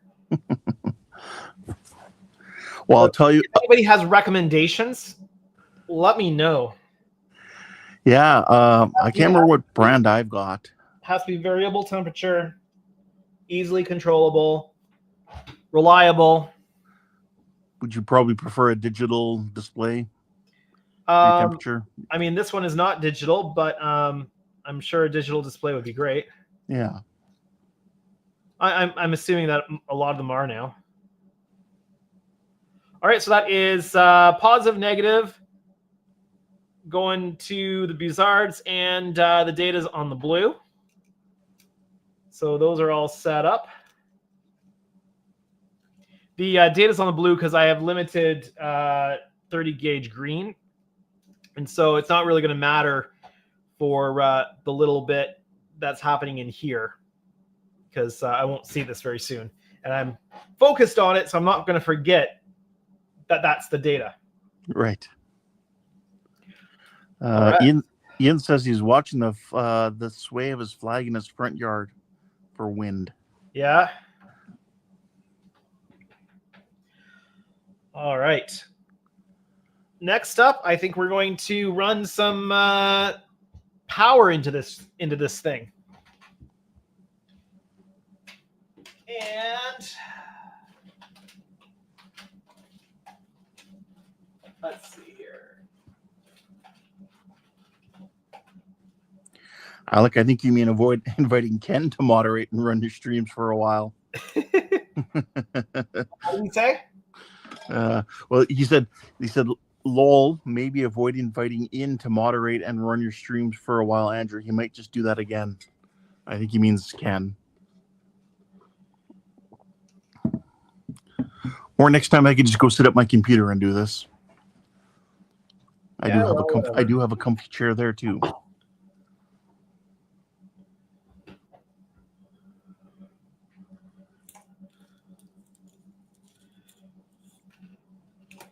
I'm running some thicker wire into the ship through the post. Not because it needs it, just because the thicker wire is a little more durable when it comes to the post. And this is like a 1-inch copper pipe that's going through here. So I'm not exactly tight on space. So might as well. So, and for you have all your control boards in the base? Yeah, I never put boards in the ship. Right. Although I kind of imagined if you did, you'd be like, have a USB port to plug it in under one of the shuttle bay doors. Yeah. No, I don't want to. I don't want to be putting anything in the ship that could break down. Could break down. Yeah.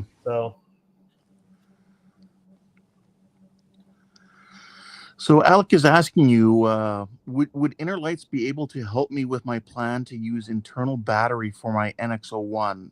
It has a easy way I could gain access, switch it out, and contain the battery too.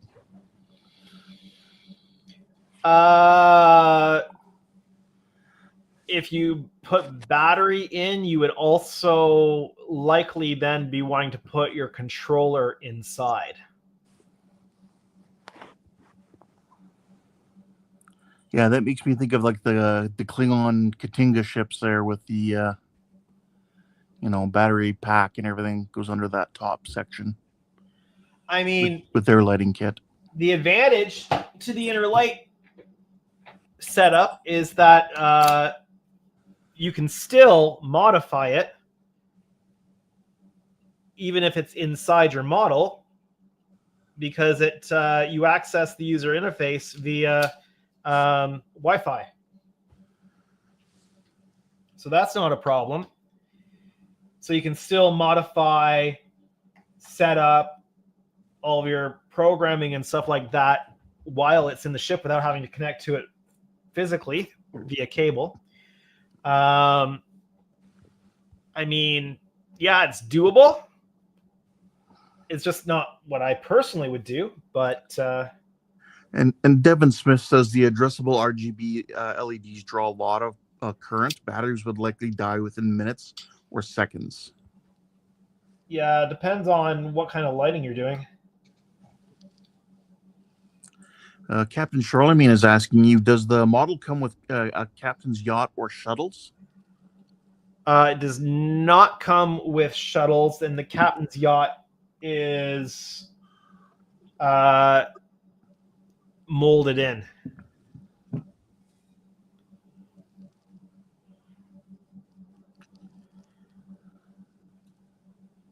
So it's not easily removable. And I got you, Alec. I see what you're talking about. When he said not inviting Ian, he was talking about when Ian accidentally ended the stream early. Got it. Andrew might notice I'm not starring comments right now to avoid that. Is that what happened? You were starring comments and it happened? Yeah, because with the iPad I'm using, you don't have a mouse, so you can't mouse over something and scroll to click on it. So instead, I click on the buttons to open the tab, and then it gives me all my drop downs, but I have to then click it. And at that exact moment, someone else, their comment pops up. Yeah. And this little pop-up window is connected to the original comment, so it follows it. So it shifts it up, and then my finger comes down and hits like ban user and delete their comments. Fun. All the fun. 100% of all the fun. Yay. All right. Let's see. Oh, I'm going to have to go here soon. Yes, yeah, about 5 minutes. Another 5 minutes or so? Yeah. Actually, when I was looking at my stash the other day, I have the 3 Katinga ships and the 3 lighting kits for them. Are those the 350s? Sorry, you cut out there for a split second. Are those the 350s? Yes. And then I also have the Kronos 1 as well. So technically 4 of those style of ships.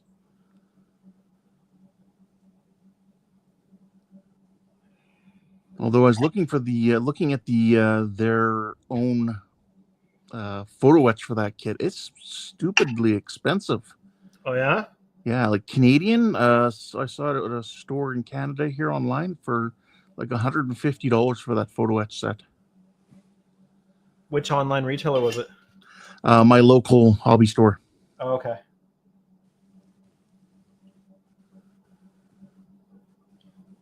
I wish I had a local hobby store these days. Yes. We had the largest one in Eastern Ontario here, and unfortunately ended up shutting down. Which one were they? It was called Leading Edge Hobbies. Sounds familiar, but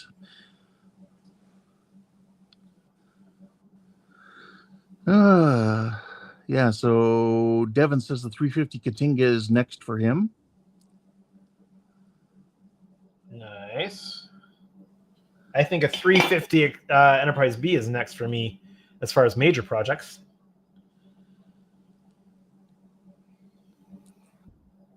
Oh. This stream is rated E for everyone. Good reminder. Alex asking me if it's just poor Howard and now Ian that I've banned. I also got Eric once, but I think it was just a 5 minutes timeout or whatever. Yeah.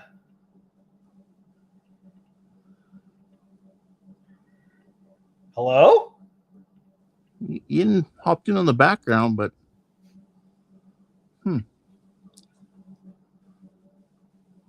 we're not hearing or seeing anything. Hello? He's trying. Hold on. There we go. Well, we can hear you now. There we go. And that's all we need to do is just hear you. Well, you banned me, so I mean, you know. Also, Alec says he would love to get some live feedback and assistance on how to build it as my first wooden model if I built it live. First wooden model? I've never built a wooden model. Neither have I. Although my local hobby store I was looking at today have quite a few, quite a wide selection. Me neither. Ooh, you got the big pliers out. Side cutters. In the U.S., we call those dikes.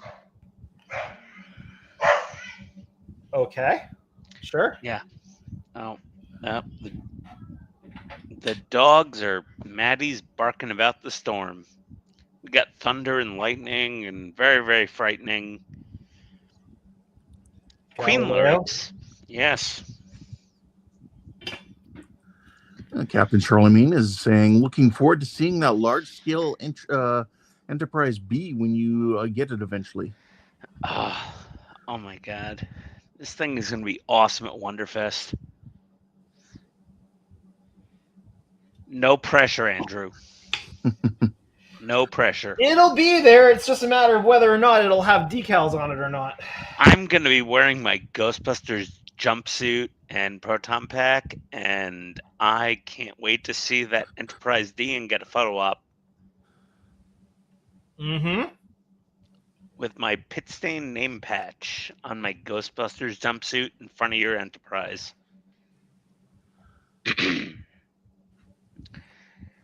Our next task is to get Ken. And Ken, I know you don't like to travel anymore, but one of these days, we got to get you out. One of these days I'll leave my house. No worries there. Yeah, we're going to get you out. We're going to get you out and get you to Wonderfest. Oh, did you get your Omnis? Me? Yes, I did. Okay. I got them. And then also Howard sent me a Macross model. Oh, nice. Yes. I saw one of the ones he had and I said, oh, that's really nice. I'd like to buy that off you. And instead he just sent it to me. Oh, what'd you get? One of the Destroids. I'm trying to remember. Spartan, I think it was the Spartan. Oh, the Spartan. Yeah, that's a good one. With the missile launcher arms, the circular launchers on each arm. Maybe it wasn't the Spartan then. Did they have the big barrels across the top of the head? Has the shoulder launched missile launchers. I know in BattleTech it was called, I think, the Archer or something like that. Yeah, America really bastardized Macross. We just took all their ideas and ruined them. Well, at least it was an introduction to people into Japanese animation style. Yeah, yeah. Oh, man, Andrew, that looks just really good. I'm really happy with the way those Buzzards turned out today. So am I. That was a good chunk of time today, but I think it was a good chunk of time well spent. Hmm. The just getting the diffusion just right on those was taking a bit of time, but doesn't quite look as good on camera as it does in person as always. But Well, those are addressable, right?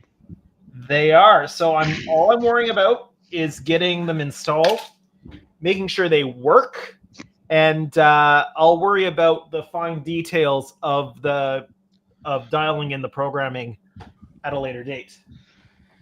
Well, you got a guy. Well, I've got Danny for the regular Arduino stuff, but this is going to be using the inner lighting system, right? So Yeah. it's essentially a user. Well, it's like it's got a user interface, like a web-based user interface. You just go in and you click your settings and select your menus and this, that, and the other, and you're pretty much set to go. So. And just as a note, Andrew, keep an eye your time. You're 3 minutes over your 5 minutes. Yeah. So just reminding you. Yeah, I'll be ending here shortly. I just want to get the little bit that I'm working on here done. I don't seem to have the right sized red colored shrink tube I need for that, so I'll switch over to the black. I'm not going to end the stream on this one. That's for sure.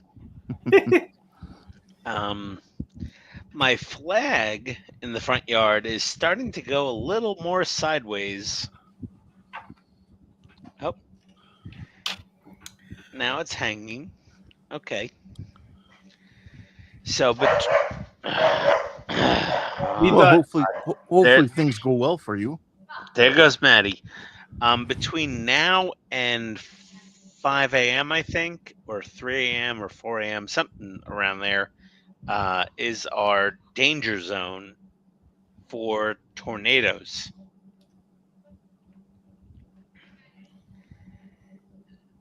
Danger zone, huh?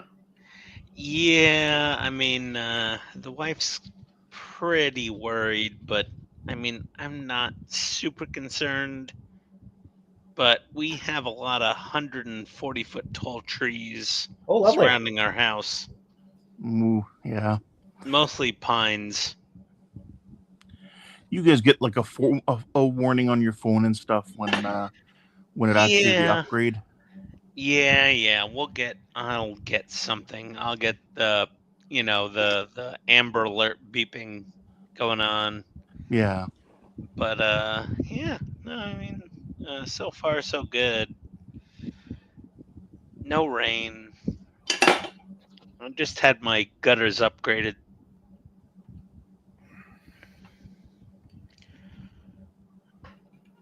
There we go. I've been using the stick the Omni thingies to the armature again. Works good. Super helpful. Because I can get it right in where I need it.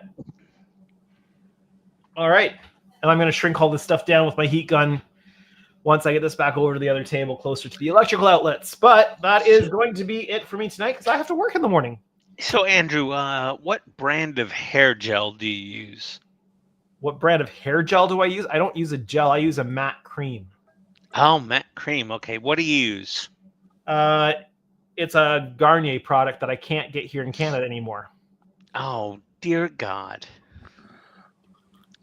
That is a beautiful teacup. So anytime I'm down in the States, I pick up a supply to last me until the next time that I'm down in the States.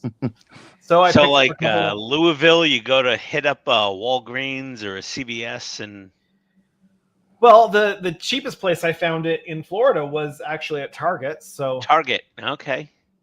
Target. yeah, The French department store. Yeah.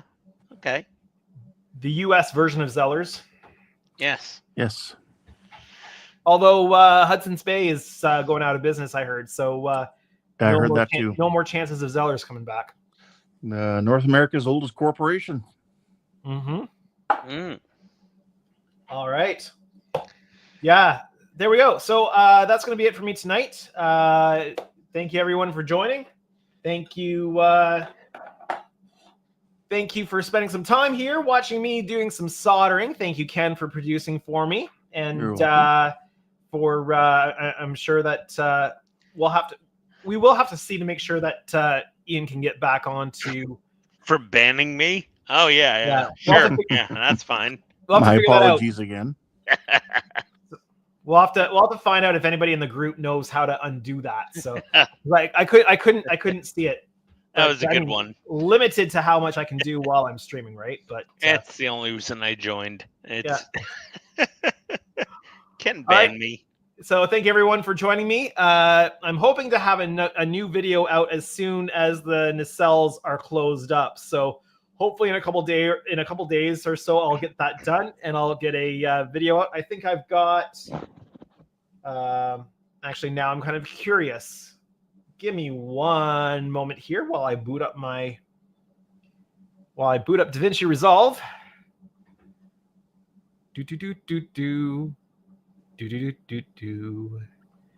And It's a little slow to start, I find.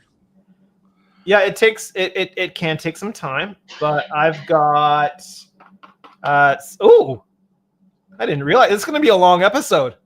It's going to be a long it's going to be a long video. I've already got let's see here.